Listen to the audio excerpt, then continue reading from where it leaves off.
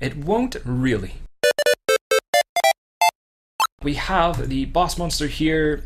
Special summons if you have 2 samurai on the field. This one special summons if you have 2 in your graveyard, which you can banish. This one has monster destruction, while this one helps clog up and control your opponent from being able to use more than one spell or trap at a time. They're both okay, both not fantastically great. You might have difficulty actually running over any opponent's monsters because the 6 samurai as an archetype all kind of suffer from not having the greatest actual attack and battle stats. So let's have a look at the other ones that we got. We have Jairo here, which destroys face down defense position monsters immediately upon attacking with its effect, which means you can run this with Floodgate Chapel in order to destroy any monster your opponent has, regardless of how high its defense is. You could also run this to attack into searchers and other monsters which have their ability activated if they are destroyed by battle. So that's pretty interesting. Then we have Zanjeer, a nice card which, as long as you have 2 monsters on the field, if your opponent attacks, if it attacks into an opponent's monster, use your Zanjeer, attack into an opponent's Red Eyes, for example. As long as you're able to sacrifice a smaller monster or any other 6 samurai on the field, then Zanjeer will remain on the field. Its ability will then proc and destroy the Red Eyes, which was on the other side. So you can sacrifice one of your smaller 6 samurai in order to use Zanjeer's effect to destroy something bigger. Let's see what else we have. Yaichi. If you've got multiple 6 samurai on the field, this thing, instead of attacking for the turn, is able to destroy 1 face down back row card that your opponent has each turn.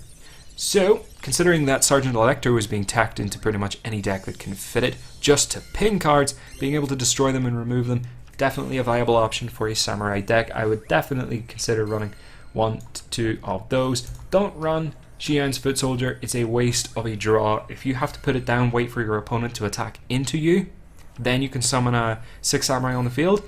Why not just have had the 6 samurai in your hand, play it straight to the field instead of Xian's Foot Soldier? You can play it face up, it can combine with other 6 samurai to play their effects. It's definitely just going to be more useful.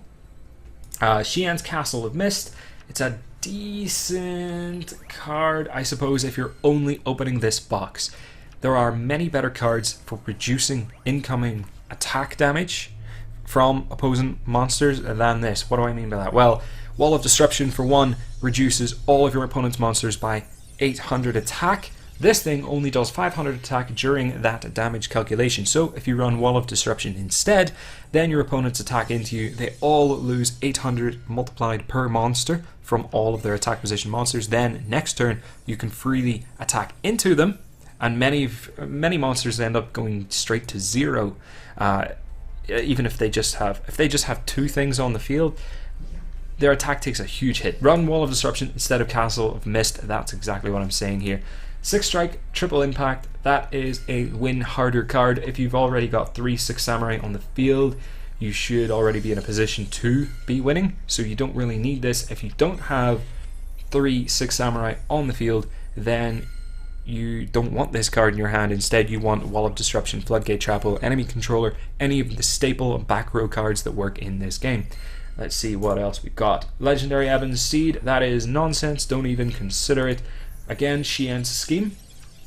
Why would I run this in order to summon 6 samurai from my hand when I could run Floodgate Chapel, Mirror Wall, anything else in order to keep the 6 samurai on the field instead? I don't know. Again, Swift Strike Armor, let's not bother with this because it just doesn't do enough.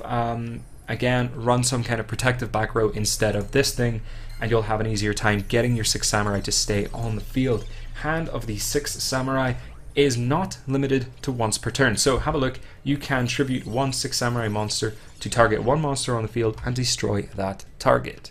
So if you happen to have 3 6 samurai on the field, and for whatever crazy reason you feel like popping one of them, you can use your Hand of the 6 samurai, pop one of your monsters to destroy an opponent's monster, then pop another to destroy a second opponent's monster. You have other cards in here that can help you get your 6 samurai back from using that kind of play. We've got Powerful Rebirth, and we have Copy Knight, for example, which can allow you to get 6 samurai monsters back onto the field and then be able to use them to special summon your boss monster. That's a play that you can do. So I think that's all there is there in regards to Six Samurai. We've got some nice Harpy support in here. Dancer is great for recycling and using your Harpy's hunting ground ability. We have Cyber Harpy, which is nice. We finally have an 1800 attacker that can fit into that deck. Any other Harpy stuff in here worth mentioning? Maybe. No, I don't think so. I think that's it. So that's my thoughts on this. There's going to be a fun Six Samurai deck. I'm definitely going to go build one just because I love them. And that's it, really. Feel free to skip this deck if you happen to be a free-to-play player with little strapped for gems. Put them into other things. Get yourself your staple cards that you might need. The Wall of Disruption, Tribute to the Doomed. You can get Mirror Wall. There are many, many better cards in the sets that you can be getting instead of in this one. Just buy into this one if you want to get the fun Six Samurai deck, and you could probably do it just by buying once. So, that's it, folks. Enjoy. See you later. Bye-bye.